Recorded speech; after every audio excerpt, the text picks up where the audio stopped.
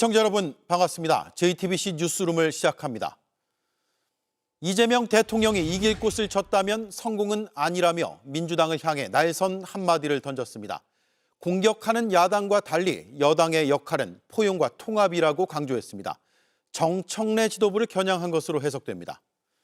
지난 주말 2030 세대가 주축이 된 집회는 참정권 침해에 대한 성토의 장이었습니다. 부정선거론자들과 선을 긋고 자발적 자주적 집회를 이어갔습니다.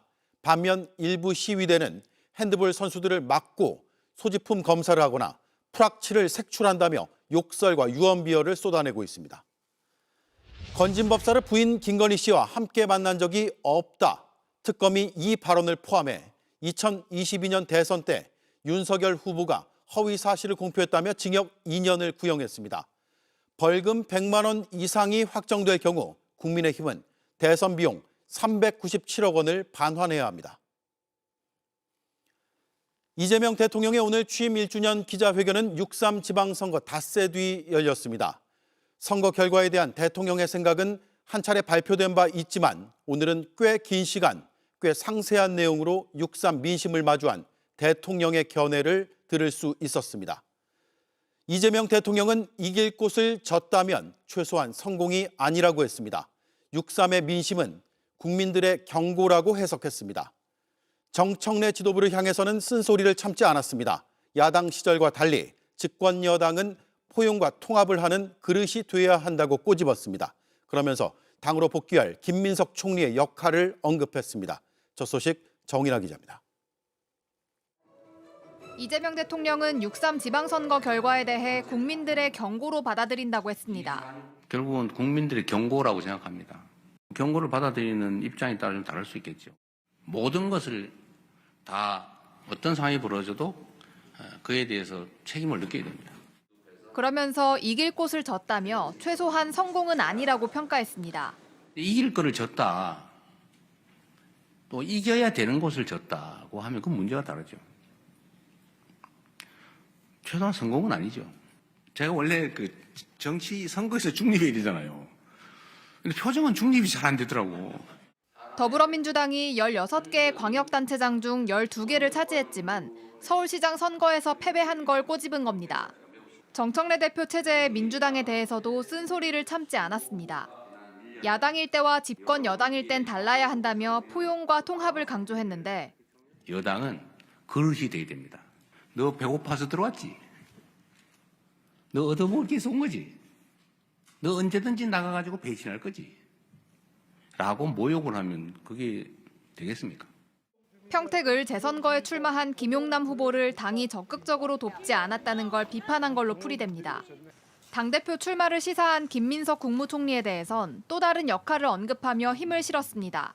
김민석 총리의 정말 뛰어난 리더십으로 내각은 정말 큰 소리, 잡음 없이 이제는 또 다른 역할을 맡는 게 더 적정하다고 보여지기 때문에 이제 역할을 바꾸게 됐는데 전당대회까지 앞으로 약 2달. 친명 친청계 당권 경쟁에 보이지 않는 갈등은 이미 시작됐다는 관측이 나옵니다. JTBC 정인아입니다. 이재명 대통령은 조작 기소 여부를 밝힐 특검에 대해서도 견해를 밝혔습니다. 잘못됐으면 공소 취소를 하고 잘못되지 않았으면 놔두면 된다며 최소한 진상규명이 필요하다고 답했습니다.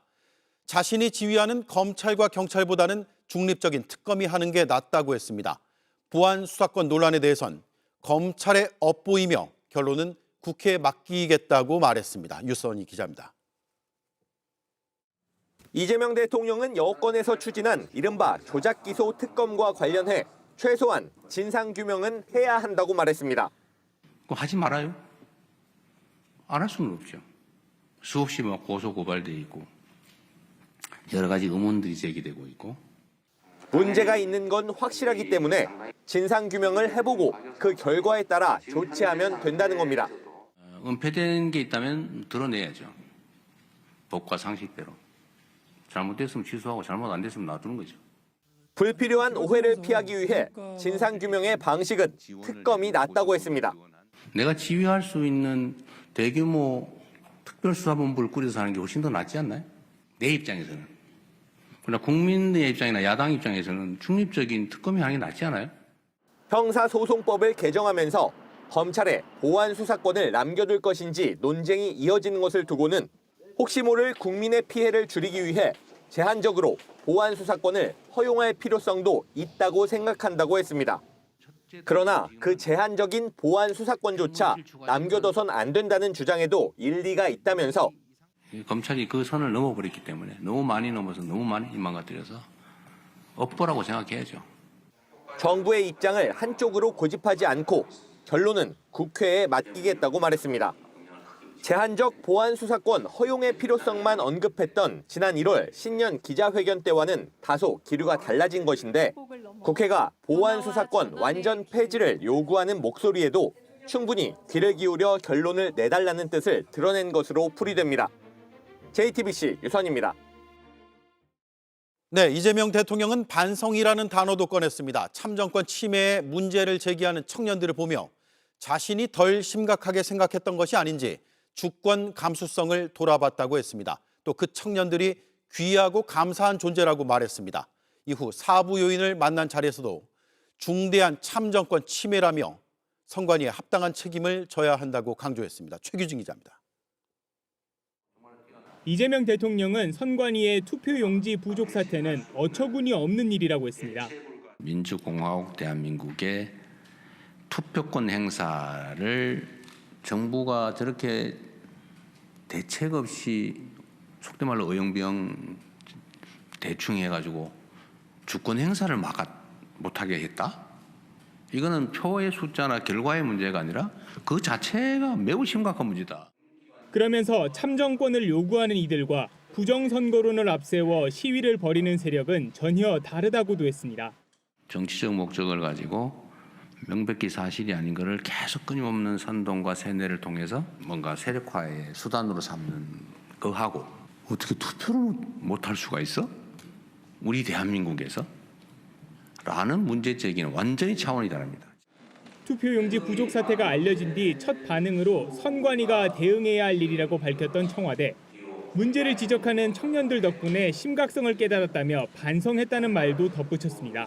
저도 그 생각을 못했거든요. 뭐 10몇 명이 투표를 못했다는데 투표 결과 영향도 없고 라고 생각한 측면이 없지 않거든요. 청년들이 문제 제기를 하는 과정을 보면서 나도 참 민감도가 많이 떨어져 있는 거 아닌가?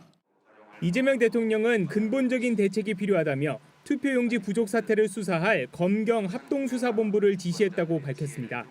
기자회견 뒤 선관위원장을 제외한 4부 요인들을 만나서도 선거관리 대개혁 방안을 마련하기로 뜻을 모았습니다. 일단 진상을 명확하게 하는 것이 필요하겠고 두 번째 어떤 형태로든 국민의 시각에서 그에 합당한 책임을 져야 할 것 같고 마지막으로는 어떤 가능한 대안, 대책이 있는지도 함께 논의해야 될 것 같습니다. 청와대는 다만 오늘 자리에서 개헌과 관련된 이야기는 나오지 않았다고 설명했습니다. JTBC 최규진입니다. 투표용지 부족 사태에 항의하며 참정권을 외치는 집회에 다양한 시민들이 참여하고 있습니다. 특히 지난 주말 참가자가 큰 폭으로 증가했습니다. 2030 청년들이 많이 보였습니다. 아기띠 메고 유모차 끌고 미래 세대와 함께 나오기도 했습니다. 이들은 일부 정치 세력이나 부정선거 음모론자들과 분명히 선을 그었습니다. 태극기 외에 다른 나라의 국기를 흔들지 말자는 공감대를 만들어냈고 본질을 흐리는 구호는 자제했습니다. 자발적이고 자주적인 그 집회의 물결에 편향적 주장과 음모론은 밀려났습니다.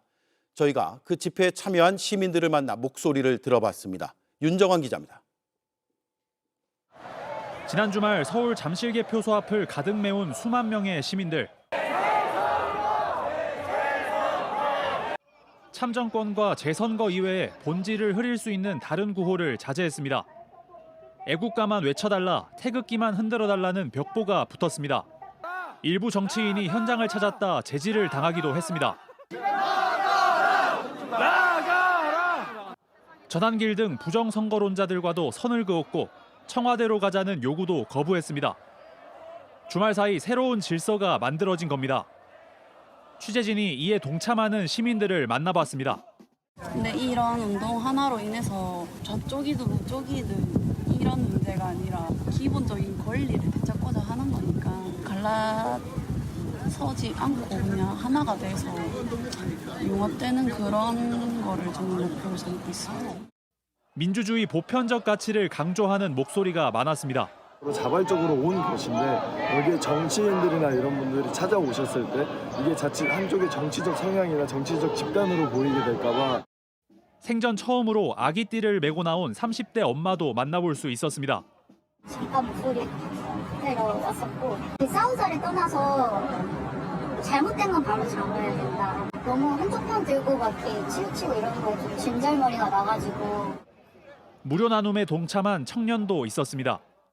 자기 개발이라든지 자기 시간들을 쓰고 싶고 다른 거 해서 얻어내고 싶은 것들이 있으실 것 같은데 네.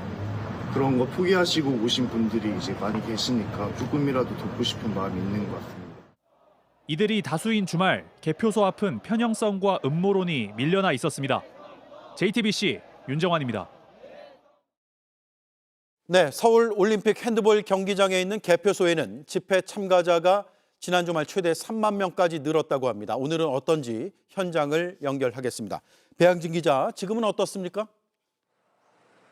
네, 이곳은 잠실 올림픽공원 핸드볼 경기장 건너편입니다. 이곳까지도 집회 참가자들의 시위 구호가 상당히 크게 들리고 있습니다. 퇴근 시간 이곳 찾는 시민들이 줄을 이으면서 오후 6시 기준으로 경찰 추산 2,700여 명이 모였고 점점 더 늘어나고 있습니다. 앞서 보신 대로 오늘 저희가 현장에서 JTBC 기자 신분을 명확히 밝히고 여러 시민들의 이야기를 들었습니다. 집회에 처음 참여한 시민부터 부정선거론을 강하게 주장한 시민까지 다양했는데 참정권 침해는 좌우의 문제가 아니라고 목소리를 같이 했습니다. 들어보시죠. 본질은 참정권 이건데 그런 분들이 오면 다른 생각이 개입될 때가 있고 그러니까 아무리 유명인이가 치고 싶어도 안 치고 있는 거죠. 그러니까 사람 생각이 다 다르니까 여기는 참정권을 지키기 위해서 모인 거니까. 실제 현장에서 저희가 부정선거를 주장해온 전한길 씨나 국민의힘 다른 정치인들도 일부 볼 수가 있었는데 이들의 동조하는 시민은 찾기 어려웠습니다. 예, 일요일 밤부터 시민들이 귀가하면서 다시 부정선거론자들이 집회 현장에 많이 늘었다고 들었는데 실제로 어떻습니까? 현장에서 그런 모습이 보입니다. 재선거를 외치던 구호에 부정선거가 덧붙었고 성조기도 등장했습니다. 하지만 시민들의 자정 노력도 이어지고 있습니다. 참가자들이 3-3-5 모여서 집회 방향에 대해 토론을 하는 모습도 볼 수가 있었는데요. 주말과는 달리 부정선거 구호를 외치면 청년들이 현장으로 돌아오지 않을 수 있다는 목소리도 나왔습니다. 들어보시죠.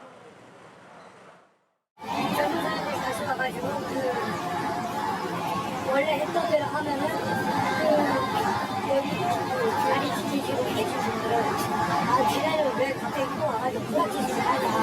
그런 게 지금 몸에 너무 그리고 자신은 보수 성향이 아니라고 밝힌 한 참가자가 저희 취재진에 당부도 했습니다. 부정선거 구호를 함께 외친 이유는 부정선거가 있었는지 전모를 밝혀달라. 그리고 앞으로 절대 부정선거가 없도록 투명한 선거 제도를 만들어달라는 뜻이지 현재 부정선거론에 동조한다는 뜻이 아니라는 점을 분명히 밝혀달라고 했습니다. 다른 시민은 성조기 같은 정치적 색채를 빼야 더 많은 시민들이 참여할 수 있다면서 조금씩 변해가는 오늘 상황에 우려의 목소리를 내기도 했습니다. 네, 잘 들었습니다. 배양진 기자가 전해드렸습니다. 집회 참가자들이 상당수 빠져나간 현장에선 과격한 참가자들의 움직임이 다시 커지는 모양새입니다. 오늘 현장에선 봉쇄된 경기장으로 들어가려던 여자 유소년 핸드볼 선수들이 시위대에 가로막혀 강제로 소지품 검사를 당했습니다. 일부 참가자는 재선거를 외치는 청년들을 프락치로 몰아세우고 조롱하기도 했습니다. 표적이 된 한 청년은 순수한 마음에 나섰는데 억울하다며 눈물을 흘렸습니다. 김상 기자입니다. 체육복 차림의 여자 핸드볼 선수들을 유튜버와 일부 집회 참가자들이 막아세웁니다. 가방을 한참 뒤져 투표용지가 섞여 있지는 않는지 일일이 확인하고서야 통행로를 열어줍니다.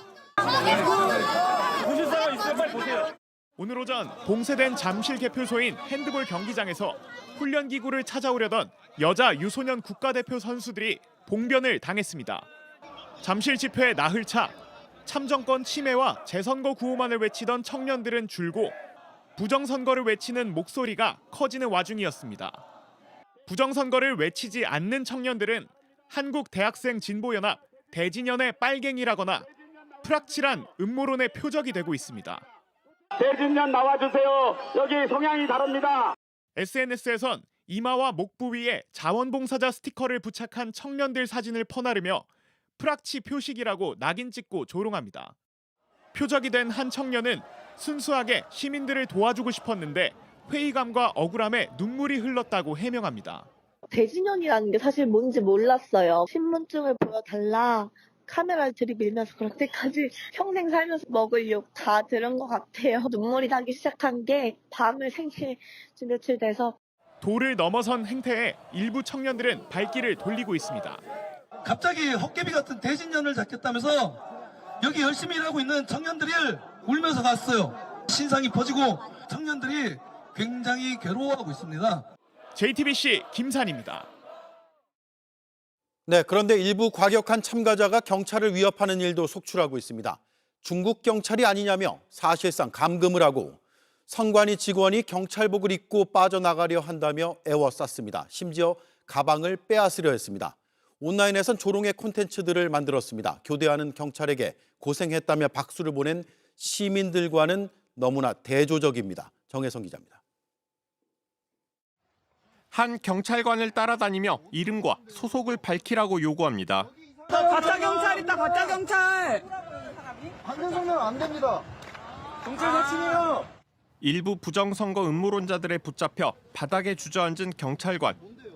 신분을 밝혔지만 중국 경찰 아니냐고 계속 몰아세웁니다. 뭐야 저게요? 하청이요. 하청. 예? 아니 왜 청? 동료 경찰관이 올 때까지 사실상 감금 상태는 40분가량 이어졌습니다. 영상은 SNS에서 중국 공안이 잠입했다는 허위 주장과 함께 퍼졌습니다. 댓글창엔 중국 온라인 쇼핑몰 이름을 따 태무 경찰이라며 조롱하는 글이 잇따랐습니다. 하지만 해당 경찰관은 현직 기동단 경비 과장으로 확인됐습니다. 부정선거 음모론자들에 둘러싸인 경찰관들, 남성 경찰관이 목덜미와 팔을 붙잡힌 채 추궁당합니다. 뒤에선 모자와 복면을 쓴 남성 등이 여성 경찰관 3명을 붙잡고 있습니다. 경찰이 든 가방을 부정선거 증거물이라며 빼앗으려고 합니다.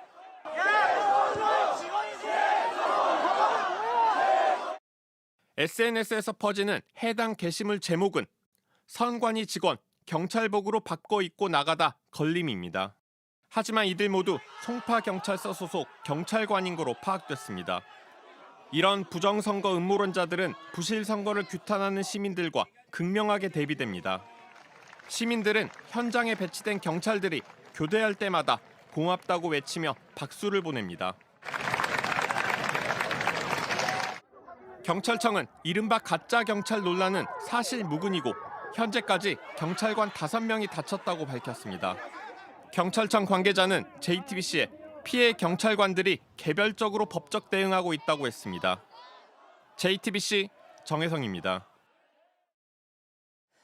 이재명 대통령 지시에 따라 검찰과 경찰이 투표용지 부족 사태를 촉발한 선관위에 대해 합동수사에 나서기로 했습니다. 투표를 하지 못한 시민과 선거에 투입된 공무원 등에 대해 경찰이 조사를 마친 가운데 합수본은 유권자의 참정권이 침해된 사건인 만큼 신속하고 엄정한 수사를 예고했습니다. 여도현 기자가 보도합니다. 이재명 대통령은 이틀 연속 선관위를 겨냥했습니다. 결국은 고발도 들어오고 했으니까 수사를 해보라고 제가 합동수사본부를 꾸려서 빨리 하자 했고, 이 대통령의 지시에 따라 검찰은 검경합동수사본부를 꾸리겠다고 밝혔습니다. 이미 수사를 시작한 경찰은 지난 주말 투표용지가 부족해 투표하지 못한 시민들과 선거 관리에 투입된 공무원들을 불러 당시 상황에 대해 들었습니다. 또 노태학 중앙선관위원장을 직무유기 혐의 등으로 고발한 시민단체 대표를 소환해 조사했습니다. 경찰 관계자는 합수본이 설치되면 차질 없이 수사가 이뤄지도록 로드맵에 따라 신속히 수사를 진행하고 있다고 설명했습니다. 실제로 경찰은 선거 관계자들이 주고받은 메신저 내용을 확보하고 투표용지를 인쇄한 업체를 특정하는 등 기초 사실을 빠르게 수집하고 있어 조만간 강제 수사에 착수할 것이란 전망도 나옵니다. 이번 수사의 핵심은 선관위 공무원들에게 투표를 방해할 목적의 고의성이 있었는지 여부입니다. 합수보는 서울 송파와 강남 등 투표소 50곳에서 투표용지가 부족해 유권자들의 참정권을 침해한 사건인 만큼 철저한 수사를 예고했습니다. 이와 별도로 더불어민주당과 국민의힘은 각각 국정조사 요구서를 제출했습니다. JTBC 여도현입니다. 이번 사태가 왜 일어났는지 선관위는 외부 인사들로 진상규명위원회를 꾸려 살피겠다고 했습니다. 하지만 효과가 있냐는 회의론부터 나옵니다. 소쿠리 투표 때도 자녀 채용 비리 때도 매번 특위를 만들었지만 나아진 게 없었기 때문입니다. 구혜진 기자가 보도합니다. 방호복을 입은 공무원들이 코로나 확진자, 격리자들의 투표용지를 받아 비닐봉지나 소쿠리에 담습니다. 진짜 못 내면 그걸 우리 어떻게 믿냐고요? 2022년 3월 대선 사전투표 때 불거진 소쿠리 투표 논란입니다. 지난해 대선 사전투표일 서울의 한 투표소 앞입니다. 투표용지를 든 유권자들이 길거리에 서 있습니다. 일부는 투표용지를 들고 인근 식당에 가 밥까지 먹고 왔습니다. 투표 관리만 부실했던 게 아닙니다. 위법 편법적인 방법으로 합격시키거나 특정인을 배제하는 등 공직 채용의 공정성이 심각하게 훼손됐습니다. 선관위 직원 자녀가 특혜를 받는 등 채용 관련 규정 위반이 2013년부터 10년간 880건에 달합니다. 문제가 생길 때마다 혁신위원회, 독립감사위원회, 신뢰회복 특별위원회를 꾸렸지만 그뿐이었습니다. 이 문제가 지금 우리 청년들에게 대단한 상실감을 주고 있는 거거든요. 그리고 이게 뜨겁습니다. 선관위 입장에서는 이들을 봐주지 못하겠다는 생각이 있으니까 지금 여러 각도로 지금 생각 중이면서 채용 비리 때 통렬한 반성을 한다고 했지만 전현직 임직원 32명을 중징계하라는 감사원의 요구는 딱 절반만 받아들였습니다. 선관위는 오늘 10일 또다시 진상규명위원회를 띄웁니다. 외부 인사를 앉혀놓고 단 열흘 만에 조사를 끝내겠다는 계획입니다. 이번에도 결국 보여주기식일 거란 회의론이 나옵니다. JTBC 구혜진입니다. 이렇게 문제가 많지만 선관위는 독립된 헌법기관이라 감사원이 감찰할 수가 없다는 게 헌법재판소의 판단입니다. 선관위 내부에라도 감사위원회를 만들자는 법이 발의돼 있지만 국회에 계류돼 논의조차 되지 않고 있습니다. 국회의 방치 역시 지금의 선관위를 만드는데 일조한 겁니다. 황예린 기자가 보도합니다. 이번 투표용지 부족 사태 이후 국회에서는 선관위원장을 대법관 겸임이 아닌 상근직으로 바꾸자는 법안이 발의됐습니다. 이를 제대로 하게 만들자는 겁니다. 하지만 2023년 채용 비리가 불거진 뒤 이미 지적된 문제입니다. 확실히 이제 비상임 위원장으로서는 한계를 너무 많이 느꼈습니다. 업무상의 한계를 많이 느꼈고 2024년 10월 발의된 법안은 지금까지 소관 상임위에서 논의조차 이뤄지지 않았고 여전히 소위에 계류 중입니다.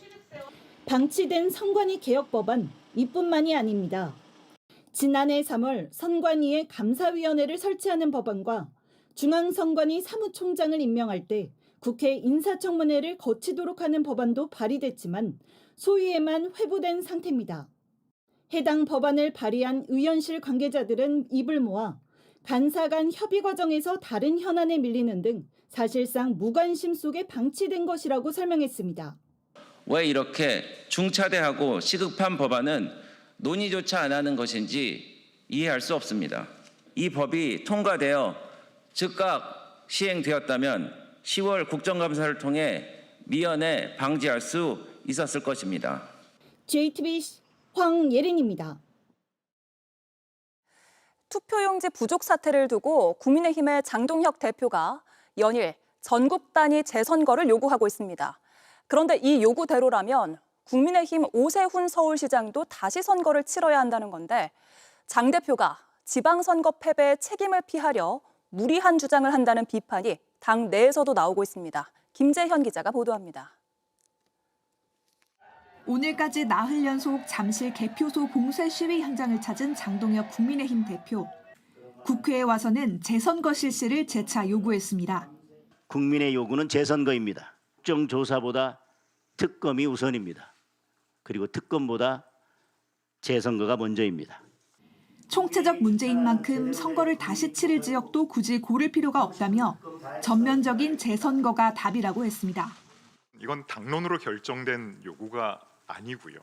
국민의힘 의원들이나 오세훈 서울시장 등 당 소속 당선자들의 의견은 다 반영하지 않은 장 대표의 요구에 난감하다는 목소리가 나옵니다. 재선거 요청은 오세훈 낙선 목적의 재선거가 아니라면 요청할 수 없는 것입니다.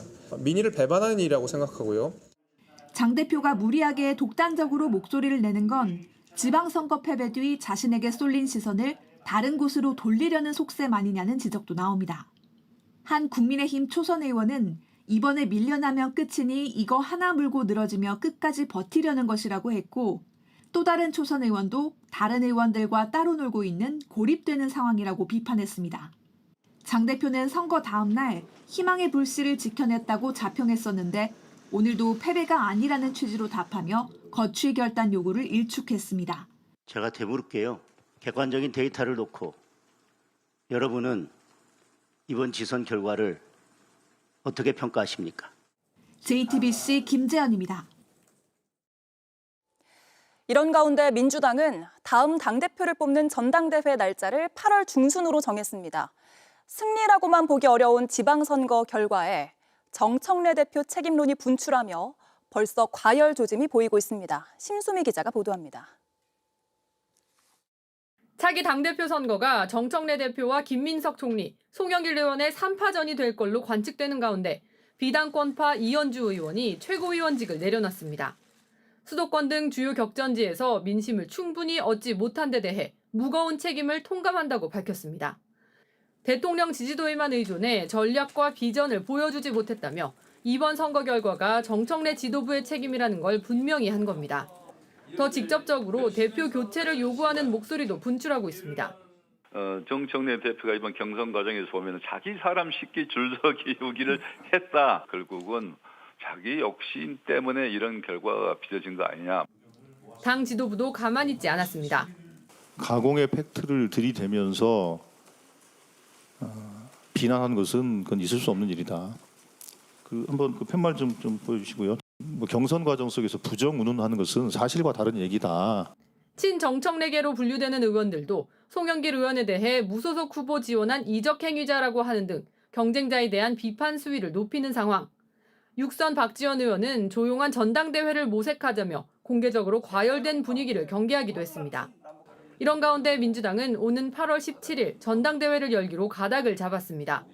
2024년 이재명 당시 대표의 연임 도전 전례에 따라 정 대표도 이르면 다음 주 사퇴할 가능성이 있습니다. JTBC 심소희입니다. 첫날 PC방 방문과 삼겹살 회동, 둘째 날 TV 프로그램 녹화, 셋째 날은 게임 업계를 만나고 프로야구 시구도 했습니다. 그리고 넷째 날인 오늘 국내 기업인들에 이어 배경훈 과학기술부총리를 만났습니다. 요일마다 행선지마다 치밀하게 계획된 의미들이 있습니다. 먼저 지금 젠슨왕 CEO가 어디에서 무엇을 하고 있는지 취재 기자를 연결하겠습니다. 박소영 기자, 어디입니까? 네, 이곳은 서울 장충동 신라 호텔인데요. 아직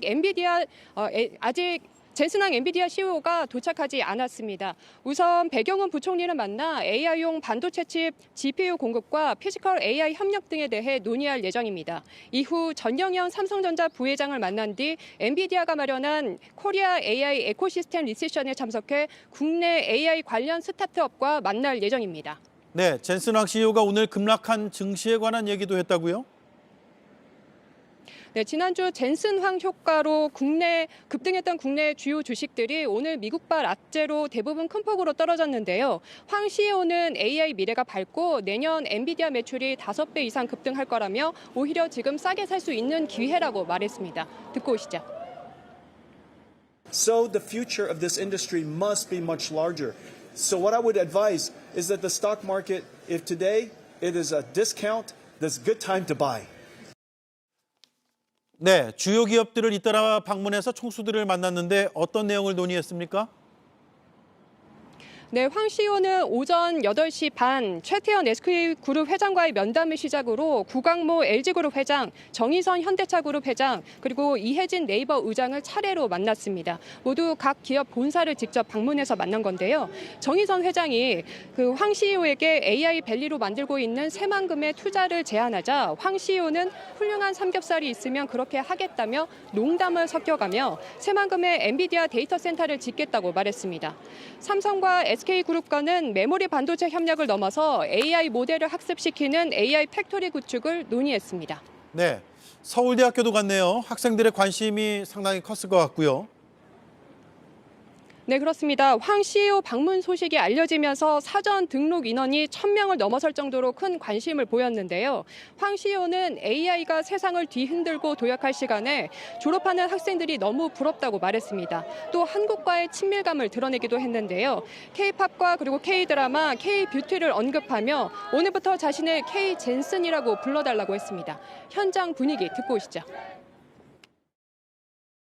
Everything K is so popular today.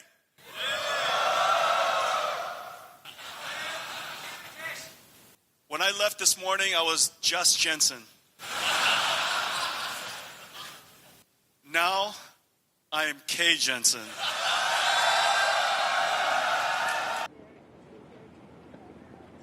네, 황 CEO는 4박 5일 동안의 방한 일정을 마치고 내일 출국할 예정입니다. 네, 박소영 기자 잘 들었습니다. 지금까지 서울 장충동 신라호텔에서 전해드렸습니다. 젠슨 황 CEO는 먹방에 춤도 추며 한국을 제대로 즐기는 동시에 엔비디아가 필요로 하는 실익을 야무지게 챙겼다는 평가를 받습니다. 왜 하필 두산 베어스 시구였는지, PC방과 게임 회사에는 왜 간 건지 만난 사람과 방문지를 보면 허투루 잡은 일정이 하나도 없습니다.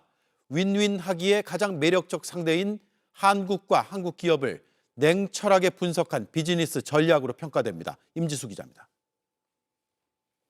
두산과 키움의 야구 경기에서 시구를 한 뒤 치맥을 즐기며 춤까지 춘 황 CEO. 알고 보니 2달 전 황 CEO의 장녀인 메디슨 황 수석이사가 두산 로보틱스를 찾아 기술 협력 방안을 논의했습니다. 이처럼 인기 스타 방한 현장을 방불케 했던 숨가쁜 일정 이면엔 AI 생태계 확장을 위한 엔비디아의 전략적 행보가 가득했습니다. 최태원 SK그룹 회장과는 형님 회동, 2차 깐부 회동에 이어 오늘 아침 SK 사장단 간담회까지 일주일 사이 3번을 만났습니다. SKT와는 AI 칩부터 AI 학습과 추론에 특화된 AI 팩토리까지 아우르는 풀스택 AI 클라우드 협력을 추진하기로 했습니다. SK is our largest memory partner. Without SK's partnership, today's AI industry would not have developed as wonderfully as it has. 황 CEO는 오늘 네이버 1784 사옥 방문에서도 취지직 생중계에 등장해 AI 클라우드 구축을 중심으로 한 인프라 협력을 강조했습니다. 엔비디아의 다음 승부처는 피지컬 AI, 즉 AI의 몸체를 만들고 물리적 현실 세계를 제어하는 기술 생태계로의 확대입니다. 현대차와 LG그룹 총수들과 잇따라 만나고 사옥을 찾아간 것도 제조업 현장에서 쌓인 방대한 데이터와 실증 인프라를 보유한 최적의 파트너로 보고 있기 때문입니다. So across the entire span of everything NVIDIA does, from robotic systems to the AI factories of today and tomorrow, we're working together as one giant team. 크래프톤과 NC 등 게임 회사들과의 만남도 한국 게임사들의 뛰어난 3D 가상 공간 구현 기술이 현실에 적용할 로봇 학습에 필요한 디지털 트윈에서 핵심이란 걸 감안한 일정이란 분석입니다. 지난해엔 깐부치킨, 올해는 형님 저요라는 고깃집을 회동 장소로 정한 것도 가까운 사이란 걸 상징하면서 한국과의 AI 동맹 강화에 대한 의지를 보여준 거란 평가가 나옵니다. JTBC 임지수입니다. 이재명 대통령이 취임 1주년 기자회견에서 또 하나 강조한 건 부동산 문제입니다. 부동산 투기 공화국을 탈피하는 게 이 나라가 살아남는 길이라고 밝혔습니다. 그러면서 우리나라 보유세가 낮다고 했습니다. 시점도 언급했습니다. 다음 달 보유세 인상을 비롯한 세제 개편안이 나올 가능성이 있습니다. 김민 기자입니다. 이재명 대통령은 최근 다시 불안한 서울 부동산에 대한 질문이 나오자 가장 어려운 문제라며 묘하게 개혁정부가 들어서면 올라간다고 말했습니다. 보수 정부에서 집권을 하면 부동산 값을 올리려고 고사를 지내는데도 안 올라가요. 안 오르고 있다가 그게 몇 년 동안 쌓여가지고 이 개혁정부가 들어서면 그때 확 올라가요. 이 대통령은 이런 악순환의 고리를 끊겠다며 세제를 중심으로 한 강력한 종합대책을 예고했습니다. 우리나라의 보유세가 대체로 낮습니다. 그래서 많이 사모아도 부담이 별로 없어요. 어차피 세제 문제는 7월 달이 돼야 아마 가능할 거고요. 그간 투기 대상으로 콕 집어 거론한 비거주 1주택과 고가주택 등 소위 똘똘한 한 채를 정조준해 보유세 인상을 예고한 겁니다. 이와 함께 공급 대책에도 속도를 내겠다고 강조했습니다. 그러면서 이 대통령은 지금까지 집값 상승 압력을 나름대로 잘 막아왔다고 밝혔습니다. 1월 달부터 소위 말하는 구두 개입을 통해서 이걸 좀 이렇게 눌러놓지 않았으면 엄청나게 폭등했을 거예요. 또 과거 전세 대출이 집값 상승을 불러오고 시장을 왜곡시켰다며 현재 전세가 줄어드는 것은 정상화 과정이라고 평가했습니다. 이 대통령은 최근 크게 오른 환율에 대해선 전대미문의 경상수지흑자와 외국인 매도 영향으로 원화 공급이 많아진 걸 원인으로 꼽으며 일시적 현상으로 봐야 한다고 짚었습니다. JTBC 김민입니다. 이재명 대통령을 향해 최근 삼성전자 노사 갈등이 촉발한 대기업의 초과 이윤 재분배에 대한 질문도 나왔습니다. 이 대통령은 신중하게 접근해야 한다면서도 피할 수 없는 문제라며 국내를 넘어 국제적인 논의가 필요하다고 답했습니다. 성화성 기자입니다. 이재명 대통령은 최근 벌어진 대기업 성과금 논란에 대해 잘못된 것이 아니라 새로운 상황이 온 것이라고 평가했습니다. 회사에 이익이 많이 남으니까 월급 올려달라 그래야지. 15%, 20% 올리자 뭐 이런 걸 했는데 영업이익을 나눠 갖자. 우린 상상을 못했죠. 아주 발랄하지 않습니까? 이를 계기로 본격화한 대기업의 초과이윤 재분배 논쟁에 대해선 결론을 못 냈다고 털어놨습니다. 노동자들의 기여도 있을 것이고 그 회사 투자자들의 목도 있을 것이고 또 예를 들면 R&D에 대대적으로 투자한 국가의 목도 있을 것이고 다만 초과이윤을 무조건 나누라는 시각에 대해선 우려를 드러냈습니다. 영업이익의 일부를 떼내라는 사회적 압력이 커질수록 국가 산업정책에 악영향을 미칠 수 있다는 겁니다. 기업들이 다 탈출하는 상황이 발생할 수도 있죠. 우리가 이 초과이윤의 처리 문제에 대해서는 논쟁 자체가 매우 신중해야 된다. 그러면서도 초과이윤 재분배가 피할 수 없는 문제인 만큼 국내가 아닌 국제적인 차원의 논의가 필요하다고 덧붙였습니다. 한때 용어 사용에 혼선을 빚었던 초과 세수에 대해선 빚이 없는 게 절대 진리는 아니라며 잠재 성장률을 키우고 미래 세대를 위해 투자하는 방향으로 사용해야 한다고 밝혔습니다. JTBC 성화선입니다. 오늘 코스피가 8%, 코스닥이 9%대 급락하면서 거래가 일시 중단되는 서킷 브레이커가 발동됐습니다. 뉴욕 증시가 AI와 반도체 고점론에 금리 인상 우려가 겹치며 하락한 영향이 컸습니다. 정아람 기자입니다. 오늘 코스피는 개장하자마자 8% 넘게 빠지며 20분간 거래가 중단되는 서킷 브레이커가 발동됐습니다. 오후 들어선 코스닥 시장도 낙폭을 키우며 잇따라 서킷 브레이커가 발동됐습니다. 결국 코스피는 전장보다 8.29% 내린 7,484선까지 밀렸고 코스닥은 9% 넘게 빠지며 900대로 주저앉았습니다. 시가총액 상위 종목 대부분이 큰 폭으로 떨어졌는데 삼성전자가 10% 넘게, SK하이닉스도 7% 넘게 떨어졌습니다. 최근에 이제 반도체 업황에 대한 단기 급등에 따른 어떤 차익 실현 욕구 자체가 상당히 좀 컸다라는 부분이 하나 좀 조정이 빌미가 된 것 같고요. 결정적으로는 지난 주말 미국 뉴욕 증시에서 AI 수요 기대가 과도하고 반도체 값 고점이 가까웠다는 전망에 나스닥이 4% 넘게 떨어진 영향이 컸습니다. 여기에 미국의 금리 인상 전망에 투자자들이 미리 주식시장에서 자금을 빼낸 영향도 컸습니다. 금리가 올라가면 아무래도 주식시장에서 특히 기술주 같은 경우들이 금리 변동에 굉장히 민감하게 반응을 하기 때문에 시장의 영향도 그에 상응해서 크게 나타날 수밖에 없습니다. 전문가들은 당분간 조정은 불가피할 거로 전망합니다. 물량 소화, 과열 부담을 덜어내는 과정이 주가가 중립 이하의 템포는 어쨌든 6월 말미까지는 좀 불가피하다. 하지만 반도체 실적이 좋을 거란 전망이 그대로이기 때문에 조정을 거치면 다시 오를 거란 의견도 많습니다. 6월 하순 이후에 2분기 실적 시즌이 다시 시작되는데 반도체 주식들의 실적이 시장 기대치를 상회하고 긍정적인 시그널이 나오면 시장은 다시 반등을 할 수 있다. JTBC 정아람입니다. 윤석열 정부의 대통령 관저 이전에 행안부 예산이 불법 전용되는 일이 어떻게 가능했는지 JTBC가 취재를 이어가고 있습니다. 행안부 공무원들이 입장문까지 써가며 예산 전용에 반발하자 이상민 전 장관이 중간 책임자에게 인사 불이익을 줬다는 취지의 진술을 특검이 확보했습니다. 직원 관리를 못했다, 멀리 보내라며 찍어 눌렀다는 겁니다. 윤정주 기자의 단독 보도입니다. 윤석열 정부는 행안부 예산까지 끌어와 대통령 관저를 이전하는 데 썼습니다. 20억 정도 됩니다. 앞으로 더 들어갑니까? 거의 이제 마무리된 걸로.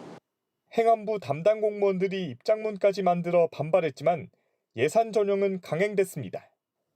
종합특검은 이상민 전 행안부 장관이 내부 반발을 찍어 누른 구체적인 단서를 잡았습니다. JTBC 취재 결과 행안부 인사 담당자는 이 전 장관이 반발하는 공무원의 중간 책임자를 두고 직원 관리를 못했다며 멀리 보내라고 지시했다는 취지로 특검에 진술했습니다. 실제 해당 공무원은 당초 승진 예정자 명단에 올라 있다가 최종적으로 배제된 것으로 파악됐습니다. 특검은 김대기 전 대통령 비서실장이 이 전 장관에게 전화를 걸어 예산을 부담해달라고 요청한 사실도 확인했습니다. 김 전 실장을 구속한 데 이어 이 전 장관까지 조사한 특검은 당시 기획재정부도 예산 불법 전용에 개입한 것으로 보고 오늘 기획예산처 등을 압수수색했습니다. 특검은 윤석열 전 대통령이 이 과정에 관여했는지도 확인해 나갈 계획입니다. JTBC 윤정주입니다. 윤석열 전 대통령과 관련해 정치권 파장이 예상되는 재판이 있습니다. 20대 대선 당시 TV토론 등에서 허위 사실을 공표했다는 혐의인데 특검이 오늘 징역 2년을 구형했습니다. 이 재판에서 벌금 100만 원 이상의 형이 확정되면 국민의힘이 선거 보전 비용 397억 원을 돌려줘야 합니다. 김혜리 기자입니다.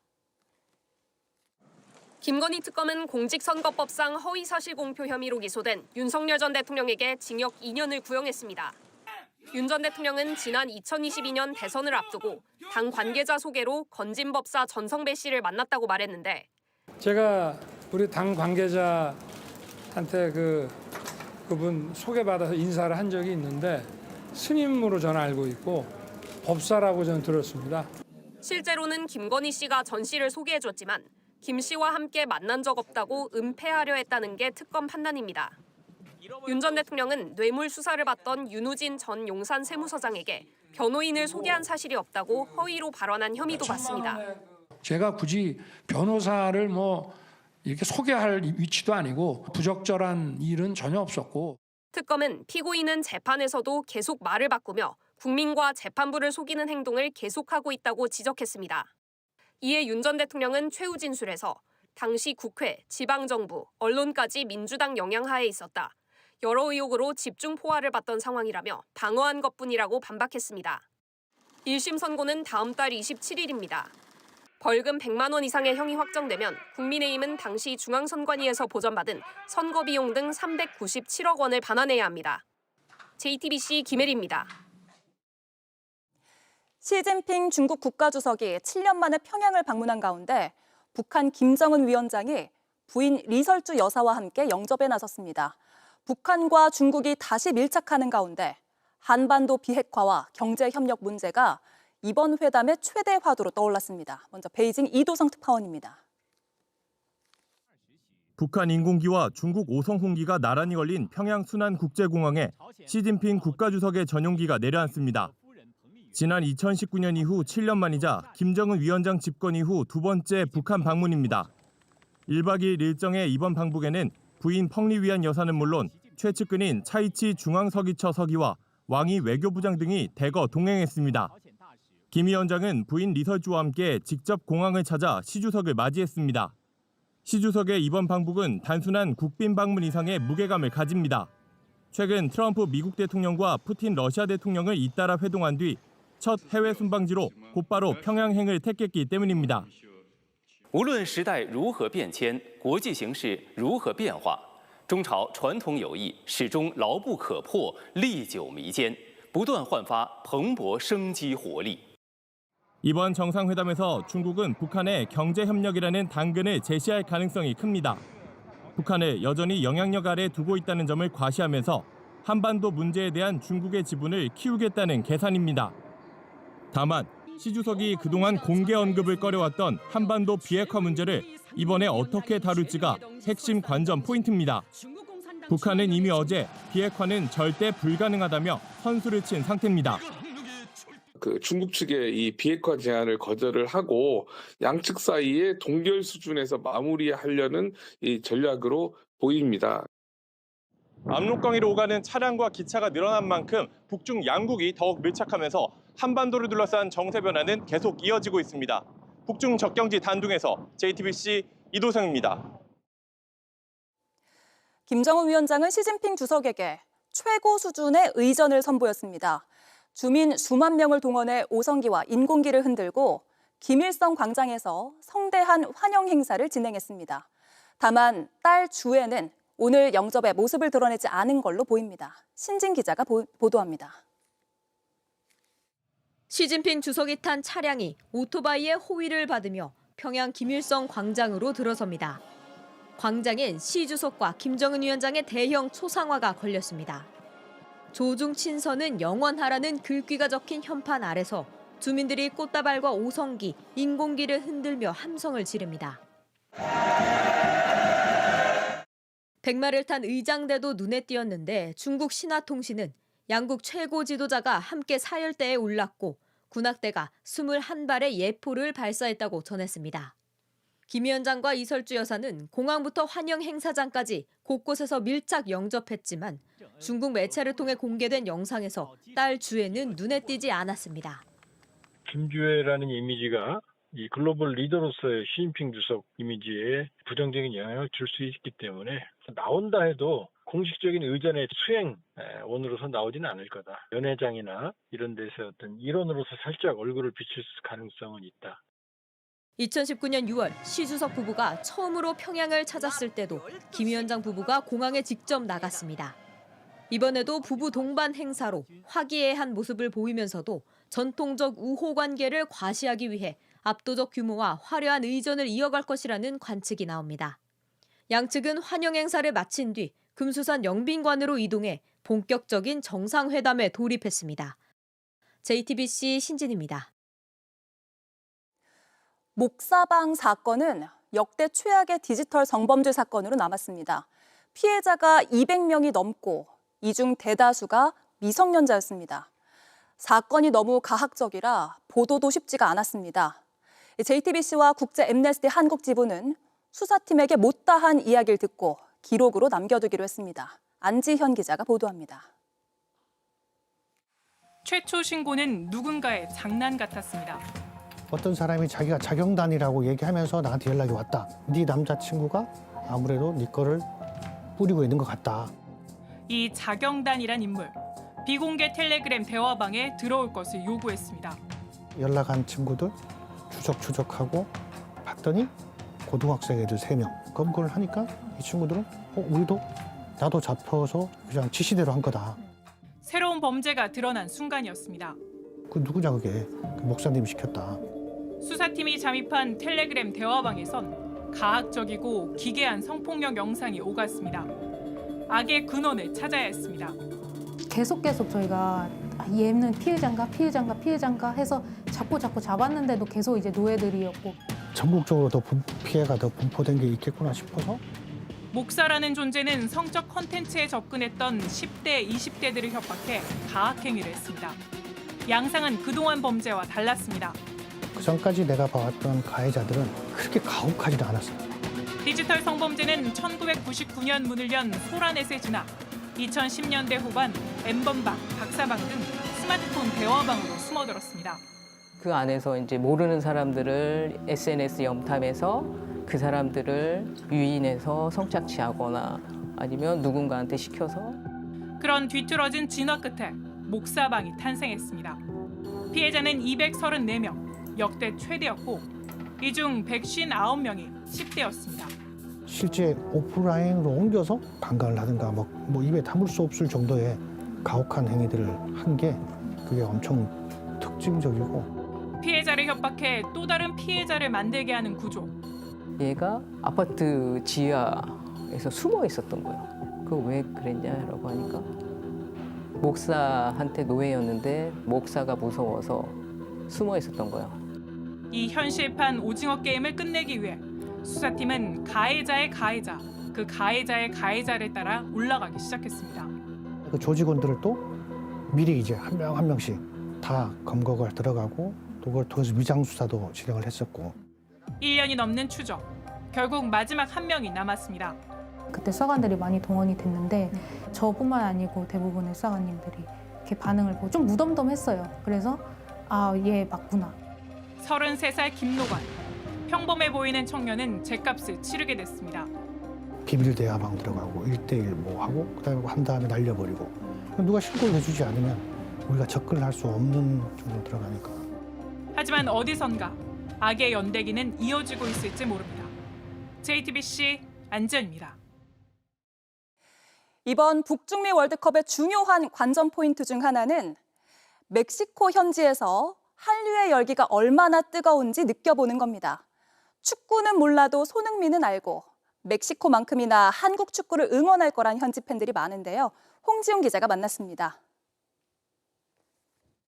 보라색 셔츠와 빨간 넥타이를 맞춰 입고 손으로 기타 치는 신용을 하며 흥겹게 춤을 춥니다. 손에 든 마이크를 툭 떨어뜨리는 방탄소년단의 안무를 그대로 따라하며 또 한 번 무대를 흔듭니다. 주변 부스에선 아이돌 기념품부터 한국 음식, 화장품까지 없는 게 없습니다. 멕시코시티 중심부에서 K-팝 팬들이 시작한 바자회는 이렇게 4년째 이어집니다. 사랑해요, 이뚜거빠. 이뚜거빠. 이제는 분기마다 열리는 K-팝 팬덤의 장터가 됐습니다. Irme para comprar photocards, probar el ramen. 감사합니다. The Stray Kids. 라라라라라라라라. K-팝의 물결은 생각지 못한 곳까지도 흐릅니다. 멕시코 혁명기념비 앞에 나와 있습니다. 100년 전 역사를 상징하는 이 광장에서도 K-팝을 연습하는 모습 쉽게 만날 수 있습니다. 한 세기 전 장기 독재를 타도한 희생자들의 아치형 추모비. 요즘은 주말마다 K-팝 팬들이 모입니다. 335 각자 좋아하는 그룹의 춤을 따라합니다. 한 대학생은 집에 두면 돌봐줄 사람이 없는 강아지를 데려나왔습니다. 주인이 뒤에서 함께 꼬리를 흔듭니다. 축구를 잘 모르는 K-팝 소녀 팬은 4년 전 카타르에서의 한국 축구를 기억하며 이번에도 응원에 나섰습니다. En el mundial pasado sí, como que me interesó mucho y por el número 9, que no me acuerdo su nombre. 멕시코시티에서 JTBC 홍중입니다.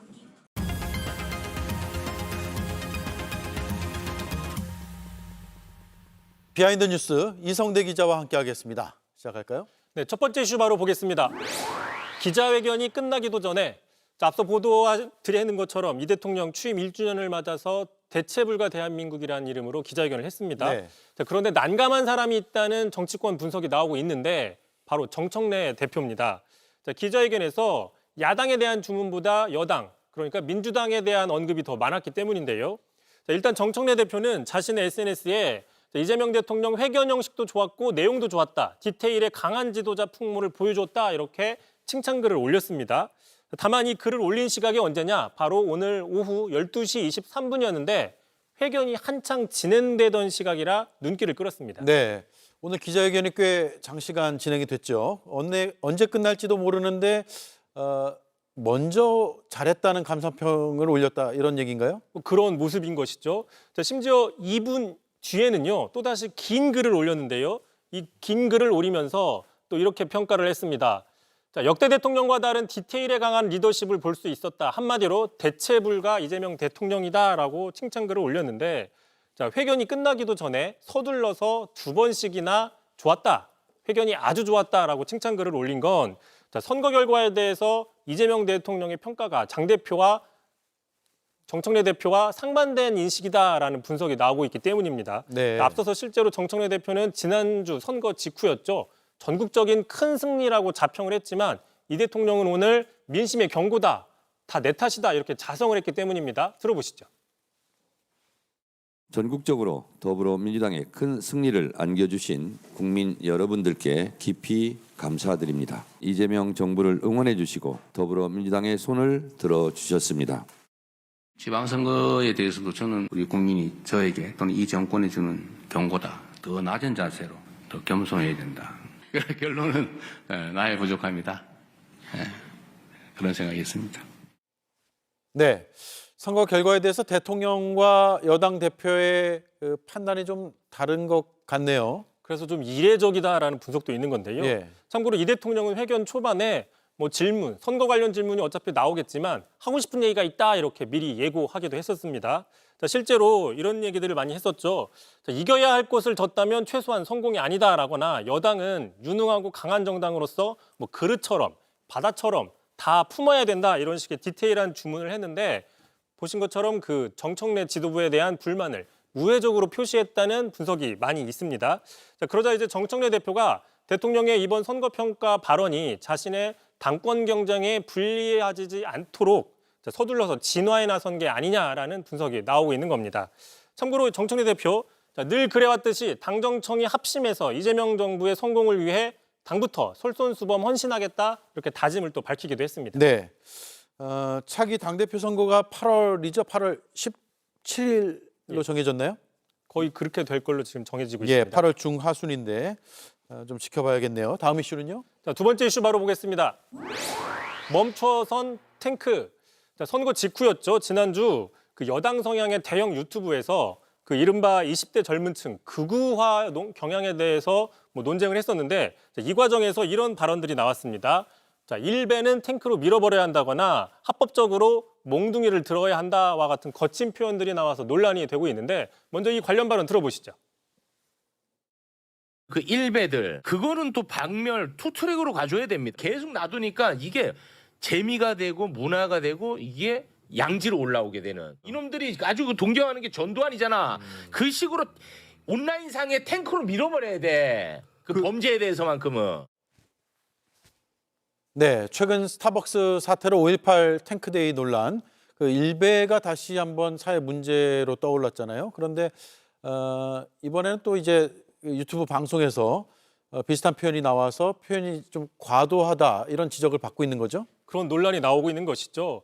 참고로 극우 성향의 일베 세력을 규제해야 된다, 그 필요성이 있다라는 것이죠. 다만 그 필요성에도 불구하고 뭐 탱크로 밀어버려야 한다는 것처럼 강압적이고 폭력적인 방식을 주장하는 것은 비민주적이다라는 비판이 나오고 있는 겁니다. 심지어 여당 안에서도 일베를 비판한다면서 일베의 용어를 사용하는 것은 부적절하다, 그런 것은 파시즘의 용어다라는 비판이 나오기도 했습니다. 네. 국민의힘에서는 더 적극적으로 비판이 나왔겠죠.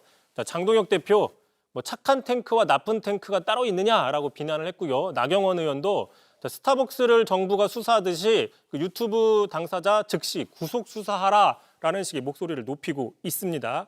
자, 논란이 커지자 이번 진행자는 탱크로 일베를 밀어버려야와 같은 발언으로 그 불편했던 분들께 죄송하다 사과를 했습니다. 네. 다만 그 전두환 방식을 찬양하는 극우들에 대한 사과는 결코 아니다라고 또 전제를 달았습니다. 네, 발언에 대한 사과가 나왔군요.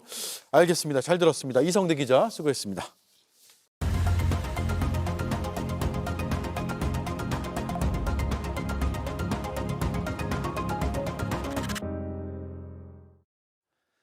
자유당 완장을 찬 건장한 남성들이 투표소를 가로막고 유권자를 겁박했습니다. 명부엔 죽은 사람의 이름도 적혀 있었고 40% 정도를 자유당 지지표로 만들어 미리 투표함에 넣어두었습니다. 3인 1조 공개투표, 투표함 교체, 표 바꿔치기까지 수단과 방법을 가리지 않은 1960년 3.15 부정선거는 4.19 혁명의 도화선이 됐습니다. 1963년 그에 대한 반성으로 입법, 사법, 행정 어디에도 속하지 않는 중앙선관위가 출범했습니다.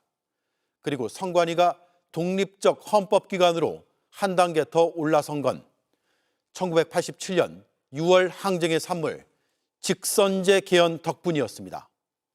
그 이후 선거 범죄에 대한 단속권과 조사권까지 부여받았습니다. 하지만 비대해진 권한은 감시와 견제의 사각지대를 낳았고 그 폐해는 크고 작은 사건들로 드러났습니다. 그리고 2026년 6월 3일 주권자의 신성한 권리를 관리 무능으로 훼손한 초유의 사태를 일으켰습니다. 참정권의 침해의 부끄러운 역사를 참여하며 탄생한 선관위. 시민의 피로 쓴 역사로 위상이 더 공고해진 선관위. 그런 선관위가 참정권 침해의 온상이 됐고 시민사회의 지탄을 받고 있습니다. 존재 이유를 묻지 않을 수 없습니다. 앵커 한마디였습니다. 뉴스를 마칩니다. 내일 뵙겠습니다. 고맙습니다.